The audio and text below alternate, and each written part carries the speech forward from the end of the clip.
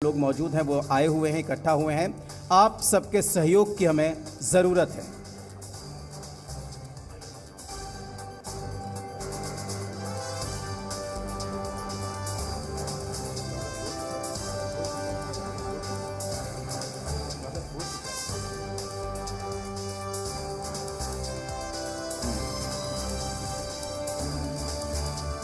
और अब हम अगले सत्र की तरफ चलेंगे, अगले पैनल की तरफ चलेंगे। मेरी गुजारिश है, डॉक्टर पद्मभानु सिंह होम्योपैथी चिकित्सक हैं, उनसे गुजारिश है कि वो मंच पर चले आएँ। डॉक्टर ए के चौबे, इनका भी काम है, डॉक्टर ए के चौबे मंच पर चले आएँ, अपना स्थान ग्रहण करें। और डॉक्टर के पी पाल, उनसे भी गुजारिश है कि आप मंच पर चले आएँ। तो जाहिर सी बात है कि जिस तरीके से किसी भी समाज, किसी भी शहर, किसी भी इलाके में विकास की योजनाओं को पहुंचाने के लिए, विकास पर फोकस करने के लिए ये बेहद ज़रूरी है कि जो हर वर्ग है वो किस तरीके से योगदान कर रहा है किसी शहर, किसी इलाके की तरक्की पर, उस पर चर्चा होनी चाहिए।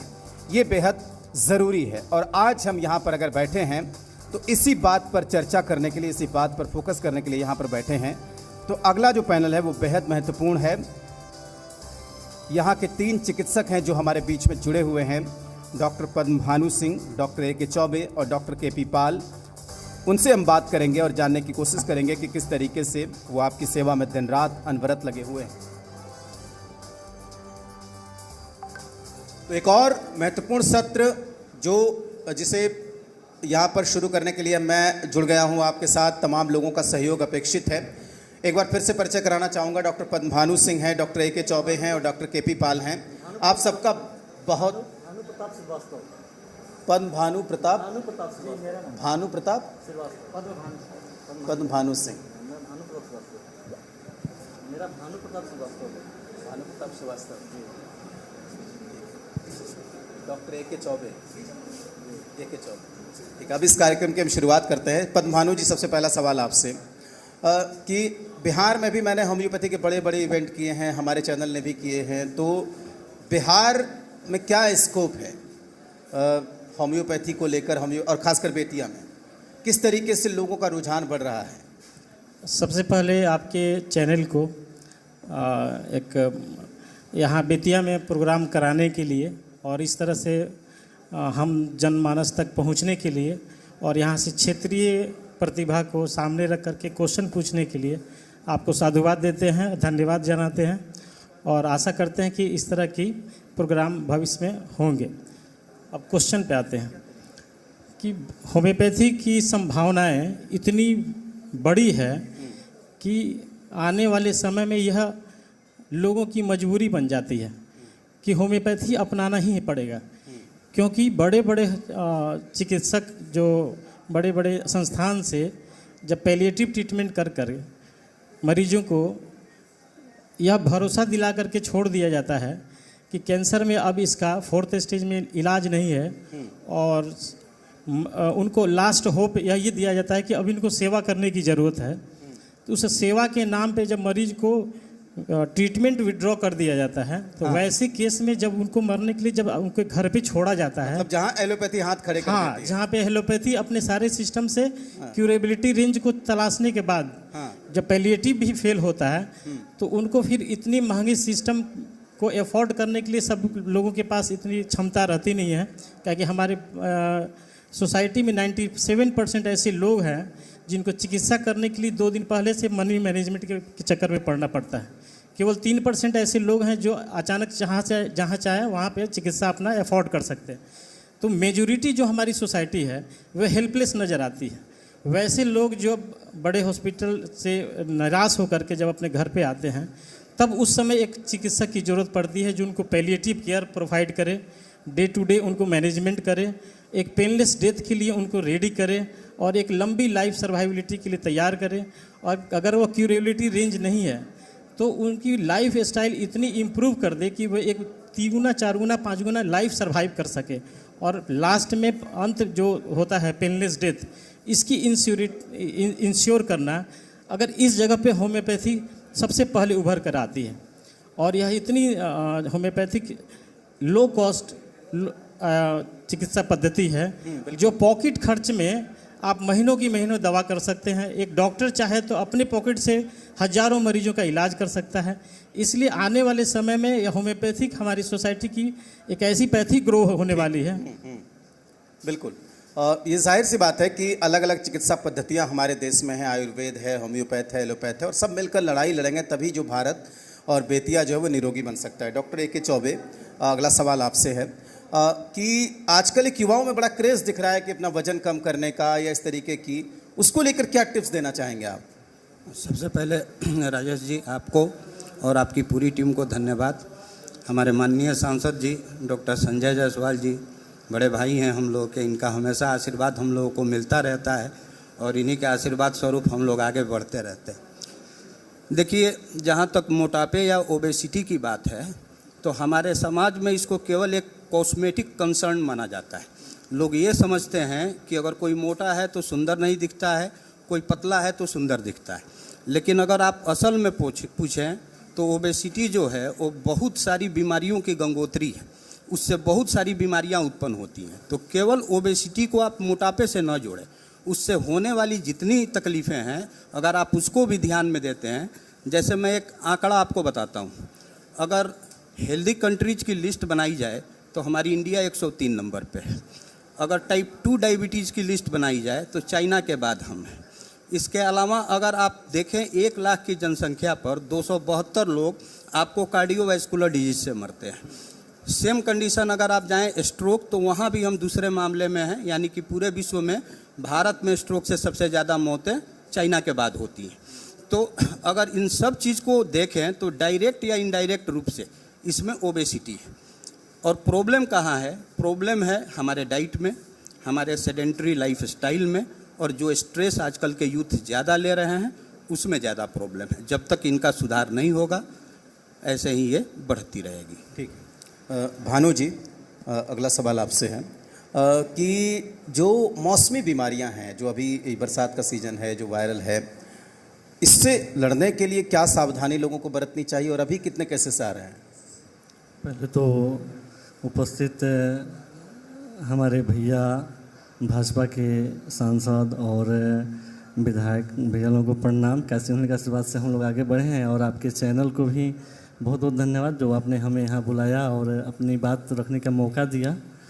देखिए, मौसमी बीमारियाँ जो है इसमें सबसे बड़ी माने बचने के उपाय यही है कि आदमी को जो है स्वच्छता पे ध्यान देना है, साफ़ सफाई पे ध्यान देना है। संक्रमण से बचना है तो पहले साबुन पानी का प्रयोग करें, हाथ धोएं, स्वच्छ कपड़ा पहने और वातावरण को स्वच्छ रखें। आसपास की जो नाली है या सड़क पे गंदगी है उसकी सफाई पे ध्यान दें, तब आदमी संक्रमण की बीमारी से जो है बच सकता है और परेशानी नहीं होगी, आदमी सुरक्षित रहेगा। तो साफ़ सफाई जितना ही रहेगा बीमारी उतना ही अलग रहेगा, बीमारी से आदमी बचेगा, बीमारी से उतना ही दूर रहेगा। आदमी सफाई पे ध्यान जो देगा वो बीमारी से बचा रहेगा। तो जितनी जागरूकता लोगों में होनी चाहिए इसको लेकर, क्या आप देख पा रहे हैं बेतिया जैसे शहर में? जी, जहाँ तक संभव है आदमी को जागरूक करने का प्रयास कर रहा है आदमी। जगह जगह जो है, चाहे टीवी चैनल आप लोगों के माध्यम से या फिर गांव में जो भी हम लोगों के पास आता है उन लोगों को भी बताया जाता है। गांव में भी जागरूकता फैलाई जाती है कि आप जो है गंदगी से बचें, अपने आसपास पड़ोस को जो है स्वच्छ रखें, साफ़ सफाई पे ध्यान दें, ताकि आपके बच्चे जो है संक्रमित ना हो, आप संक्रमित ना हो, बीमारी से आप लोग बच सकें।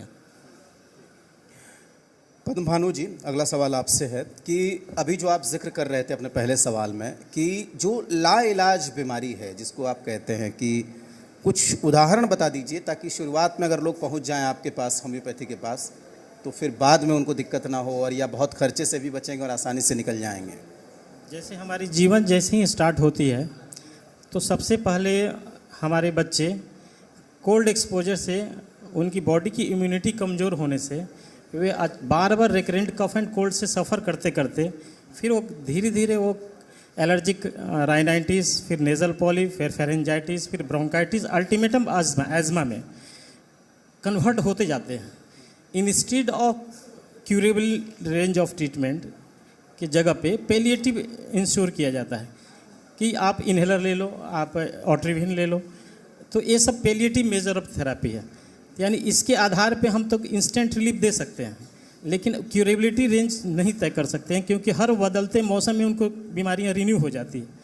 तो यह जो छोटी बॉडी की इम्यूनिटी कमज़ोर होने से बच्चे अल्टीमेटम एज़मा में जो कन्वर्ट हो जाते हैं एक सीरीज की तरह। तो यहाँ पे डॉक्टर अगर क्यूरेटिव ट्रीटमेंट नहीं देता है तो बस सो करता है कि बच्चे 14 साल के बड़े हो जाएंगे तो ऑटोमेटिकली ठीक हो जाएगा, यानी नेचुरल भगवान के ऊपर हम डिपेंड हो जाते हैं कि 14 साल तक जब तक होते नहीं है तब तक हम इस इम्यूनिटी को ग्रो नहीं होते हैं। इसलिए इस यहीं पे होम्योपैथी की इनपुट हो जाती है। तो यहाँ पे होम्योपैथी से एक क्या किया जाता है कि बच्चे की सेलुलर और कॉन्स्टिट्यूशनल इम्यूनिटी के बारे में सोचा जाता है, ताकि इंस्टेंट रिलीफ के साथ उनकी ऐसी बॉडी में नेचुरल इम्यूनिटी ग्रो कर जाए ताकि वह बीमारी प्रोसीड नहीं करे और वह पेशेंट अल्टीमेटम एज़मा की तरफ बढ़ नहीं पाए। क्योंकि एक बार एज़मा में जाने का मतलब है कि फिर वह इनक्यूरेबल रेंज में चला गया और बहुत ही कॉम्प्लिकेशन लाइफ और पूरी लाइफ डिटोरिएट हो जाती है। ऐसे बहुत सारे मरीज हैं जो बचपन से सफ़र करते करते यंग एज में जाके एज़मा में कन्वर्ट हो जाते हैं। तो यह जो है क्यूरेबिलिटी रेंज जो एग्जांपल बता रहे हैं कि हर बच्चे को, नवजात शिशु को, ग्रोइंग एज में एडोलसेंस को या यंग एज को होम्योपैथिक अगर हम उस क्यूरेबल एंगल से देते हैं तो उनकी न सिर्फ बड़ी बीमारियों से रोका जा सकता है, सिस्टम फेलियर से रोका जा सकता है, बल्कि एक ऐसी क्वालिटी ऑफ लाइफ हम दे सकते हैं कि बच्चे आगे चल करके उनकी सर्वांगीण जो विकास होता है मेंटल और फिजिकल लेवल पे, उस लेवल पे वे बच्चे परफॉर्म करेंगे और सोसाइटी को एक नए प्रोडक्ट के रूप में हम उनको गिफ्ट कर सकते हैं बच्चों को। लेकिन रिजल्ट क्या होता है कि पैलिएटिव केयर जहाँ पे हमको ज़रूरत होता है बस वहीं देना चाहिए। बिल्कुल ठीक है। डॉक्टर चौबे, एक साथ युवाओं को जैसे हम लोग चर्चा कर रहे थे, अब उनको समझ में नहीं आ रहा है कि जिम जाएं। आपने देखा इस शहर में भी कितने सारे जिम खुल गए हैं, योगा करें या वॉकिंग करें या दवाई खा लें, क्या करें, तो उनको क्या टिप्स देंगे आप? नहीं, देखिए, वेट लॉस में 50% डाइट होता है, 25% ही एक्सरसाइज का योगदान होता है और बाकी 25% बॉडी का रेस्ट होता है। ये बहुत महत्वपूर्ण अगर जानकारी। लोग ये सोचते हैं कि केवल एक्सरसाइज करने से हम वेट लॉस करेंगे तो ये थिंकिंग ही गलत है। आपको अपना डाइट हर हालत में सुधारना होगा। बिना डाइट किसी भी जिम, किसी भी एक्सरसाइज, किसी चीज़ का कोई रोल नहीं होता है। जिम और एक्सरसाइज आप करते हैं अपने बॉडी को एक शेप देने के लिए। आपको एक शेप चाहिए, सुंदर दिखना है, उसके लिए कुछ कैलोरीज आप बर्न करते हैं। लेकिन सबसे इम्पोर्टेंट है आप कैलोरी डेफिसिट करिए, यानी आपको दिन में ये काउंट करना है कि मैंने कैलोरीज कितना लिया है और उसको खर्च कितना किया है। यानी जितना आपने लिया है उससे ज़्यादा जब आप खर्च करेंगे तभी जाके आपके वेट में कुछ डिक्रीज आपको दिखेगा, अन्यथा ऐसा पॉसिबल नहीं है। तो टोटल चीज़ है। मतलब एक तो सबसे बड़ा मैं यहाँ पे कहूँगा, आप स्ट्रेस को मतलब डी स्ट्रेस ही करना होगा। लोग ये सोचते हैं कि जैसे बेली फैट होता है लोगों का, लोग सोचते हैं कि खाना खाने से बढ़ता है, जबकि जो कॉर्टिसोल है, जब भी आप स्ट्रेस लेते हैं तो हमारे बॉडी में वो कॉर्टिसोल हार्मोन जो है रिलीज होता है और जितना विजरल फैट है हमारे बॉडी में उसके लिए सिंपल रिस्पॉन्सिबल चीज़ कॉर्टिसोल। तो अगर हमने एक्सरसाइज कर लिया, डाइट कंट्रोल कर लिया, लेकिन स्ट्रेस को कंट्रोल नहीं किया तो तब भी तो हमारे अंदर फैट पड़ा ही हुआ है। बिल्कुल, और जाहिर सी बात है कि देखिए ये बहुत महत्वपूर्ण सलाह है जिसको आप सबको मानना चाहिए। भानु जी, हम लोग जो बात कर रहे थे, जो अब बेतिया शहर की चलिए बात हम लोग छोड़ देते हैं, लोगों को जानकारी, जो ग्रामीण इलाके हैं वहाँ के लोग कितने अवेयर हैं कि हमें जैसे मान लें आयुष्मान का कितना लाभ लेना है या किस बीमारी में सदर अस्पताल हम जा सकते हैं बजाय इसके कि हम किसी डॉक्टर के यहाँ जाएं, या बड़ी बीमारी हो गई तो पटना भागने की ज़रूरत नहीं है, सदर अस्पताल में इलाज हो जाएगा। कितने जागरूक हैं लोग? देखिए, ग्रामीण क्षेत्र में जो है, ग्रामीण क्षेत्र में बहुत ही विकास का जो स्तर है अभी नीचे है, स्तर उठ नहीं पाया है, शिक्षित लोग नहीं हैं। बहुत ही कम लोग हैं जो जानते हैं कि हम यहाँ से शहर निकल के अगर सरकारी अस्पताल में जाते हैं या फिर पटना जाते हैं तो हम लोग को डॉक्टरों के द्वारा जो है उचित इलाज चाहे उचित सलाह मिलेगा। जैसे कोरोना टाइम में ही लीजिए, हम क्षेत्र संख्या 37 से मेरे माता जी जिला पार्षद हैं। कोरोना टाइम में सभी डॉक्टर साहब लोग जब घर में बैठे थे तो उस समय हम लोग जंग लड़ रहे थे। हम NIOS के तहत डॉक्टर हैं, NIOS से हम डॉक्टरी अथी किए हैं, ट्रेनिंग लिए हैं। उसके बाद से स्काई हेल्थ सेंटर से भी ट्रेनिंग लिए हुए हैं। उस समय हम लोग एक दिन में 300-400 लोगों का जो है सेवा करते थे और दिन रात लड़ते थे लोगों की ज़िंदगी के लिए। तो उस समय जब भी लोगों को राय दिया था कि आप शहर जाइए, तो नहीं, शहर में जो है लोग जो है सरकारी अस्पताल में फेंक देता है, देखता नहीं, आदमी मर जाता है। लोग डर गए थे, अंदर से उनके अंदर डर बैठ गया था। अब जो भी होगा यहीं पे होगा, गांव में ही होगा, ऐसे लोगों की जो है विचारधारा थी। तो इसी के लिए हम भी यहाँ आए हुए हैं कि ताकि लोगों के अंदर यह गांव तक मैसेज जाए फैले कि अगर हम पढ़ेंगे लिखेंगे, अपने बच्चों को विद्यालय भेजेंगे, तब जाके हमारे अंदर जानकारी मिलेगी कि आखिर जो सरकार के द्वारा चलाई जा रही है, जैसे कि आपको प्रधानमंत्री के तहत जो भी योजनाएं दी जा रही है उसका लाभ उन तक पहुँचे। अब जनता को इसको लेकर उनको ज़्यादा से ज़्यादा बताने की ज़रूरत है। जी, जनता को तो पता नहीं क्या चल रहा है, क्या नहीं चल रहा है। आखिरी सवाल भानु जी आपसे, उसके बाद ख़त्म करेंगे इस सेशन को। इस तरह के कार्यक्रम की कितने ज़रूरत है अभी लोगों को जागरूक करने के लिए, जैसे आत्मनिर्भर बिहार का आज जो हम कार्यक्रम कर रहे हैं? जी, इस पूरे प्रोग्राम की जो की पॉइंट है आत्मनिर्भर बिहार, यह इस उदाहरण को मैंने बचपन से ही एक माइंड मेकअप किया था कि जब भी हम पढ़ाई में जाएंगे तो एक ऐसी प्रोडक्टिव प्रोफेशन चुनेंगे जहाँ पे आदमी को सेल्फ आप अपने आप को रोज़गार दें और सोसाइटी में लोगों को रोज़गार दें। तो जब तक आपको पढ़ाई के समय ही माइंड मेकअप करना होता है कि आप पढ़ाई ही ऐसा करेंगे कि क्या कि आप तो प्रोडक्ट हैं सरकार के, सरकार ने आपको बना दिया, आपको डॉक्टर बना दिया, इंजीनियर बना दिया, या जो भी आपकी लाइफ है प्रोफेशन, आपको गवर्नमेंट की बहुत सारी पैसे खर्चे होते हैं एक डॉक्टर को बनाने के लिए, एक इंजीनियर को बनाने के लिए। तो ऑलरेडी गवर्नमेंट हमारे पीछे पैसे खर्च कर चुके हैं। एक जेएनयू में देख सकते हैं एक बच्चे के ऊपर कितनी सारी पैसे खर्च होते हैं गवर्नमेंट के, यानी ये हमारी लाइफ ही हमारी गवर्नमेंट की लाइफ है। अब हम गवर्नमेंट से अपेक्षा करते हैं कि गवर्नमेंट अब हमको नौकरी दे, अब हमको यह आत्मनिर्भरता यहाँ हटती है। यानी हमारी लाइफ जो आपको ये देखना है कि आपने समाज को क्या लौटाया। हाँ, हमने समाज को, क्या कि ऑलरेडी गवर्नमेंट ने हमको तैयार कर दिया, फर्टाइल बना दिया। बिल्कुल। अब हमको समाज में जा करके वैसे लोगों को रोजगार देना पड़ेगा, ठीक, और सिस्टम जनरेट करना पड़ेगा। चलिए, आपने हमें समय दिया। मैं बुलाना चाहूँगा स्वप्निल जी को कि एक बार मंच पर आ जाएं और मोमेंटो देकर हम इनका स्वागत करेंगे। धन्यवाद इनको देंगे कि आपने कीमती समय दिया, और आप सबका बहुत गुजारिश है अब एक बार मोमेंटो देकर हम इनको सम्मानित भी करेंगे और इनका धन्यवाद भी देंगे। डॉक्टर पद्मभानु सिंह होम्योपैथी चिकित्सक हैं, डॉक्टर AK चौबे और भानु प्रताप श्रीवास्तव, इनका भी बहुत शुक्रिया कि आप सब हमारे कार्यक्रम में आए। और अगला सत्र बेहद महत्वपूर्ण है, हमारे बीच में डॉक्टर संजय जायसवाल हैं, उनसे हम बातचीत करेंगे। सांसद है और अभी हम देख रहे थे कि संसद का सत्र चल रहा था, कितने सक्रिय थे। इसके बाद जैसे ही लौटे हैं कि हमने इनको पकड़ लिया है, और जाहिर सी बात है कि कुछ सवाल हैं, तमाम सवालों के जवाब हम इनसे लेंगे। इसके बाद का सत्र बेहद महत्वपूर्ण है। तो आप सबका बहुत शुक्रिया, doctor Padmabhanu Singh, doctor AK Choubey और भानु प्रताप जी, और बहुत शुक्रिया कि आपने हमें समय दिया। गुजारिश है कि एक चेयर को रहने दें, बाकी चेयर हटा लें यहाँ से, क्योंकि बेहद ही महत्वपूर्ण सत्र है और आप सबका सहयोग अपेक्षित है। एक बार अपने आप के लिए, इस कार्यक्रम के लिए ज़ोरदार ताली हो जाए, क्योंकि जिस तरीके से आप लगातार सहयोग दे रहे हैं, बिना आपके सहयोग के हम बेतिया की धरती पर इतने बड़े कार्यक्रम का आयोजन नहीं कर सकते थे। और आपने जो सहयोग दिया है उसका बहुत शुक्रिया आप सबका, बहुत आभारी हैं हम, क्योंकि इस तरीके के कार्यक्रम जितने ज़्यादा होंगे आपके ज़िले में, आपकी धरती पर, यकीन मानिए कि बेतिया की तस्वीर, बेतिया की सूरत उतनी ही बदलेगी। और यही हमारा भी मकसद है, यही आपका भी मकसद है कि बेतिया संवरे, बेतिया का एक नाम है पूरे देश के मानचित्र पर, पश्चिमी चंपारण का, वो और ज़्यादा निखरे। हमारा भी मकसद यही है। तो मैं बुलाना चाहूँगा डॉक्टर संजय जायसवाल को कि मंच पर आ जाएं।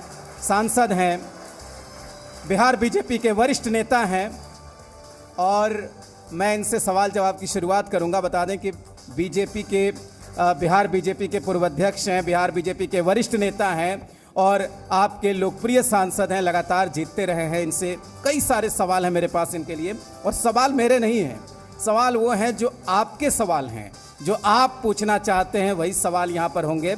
और आपको बता दें कि सोशल मीडिया पर जो हमारे चैनल, इस कार्यक्रम को लगातार लोग देख रहे हैं, चाहे वो फेसबुक हो, चाहे ट्विटर हो, चाहे यूट्यूब हो, और वहाँ पर जो भी सवाल आप रख रहे हैं, उन सवालों को ही उठाकर मैं यहाँ पर पूछ रहा हूँ। सवाल हमारे नहीं हैं, सवाल आपके हैं, सवाल जनता के हैं।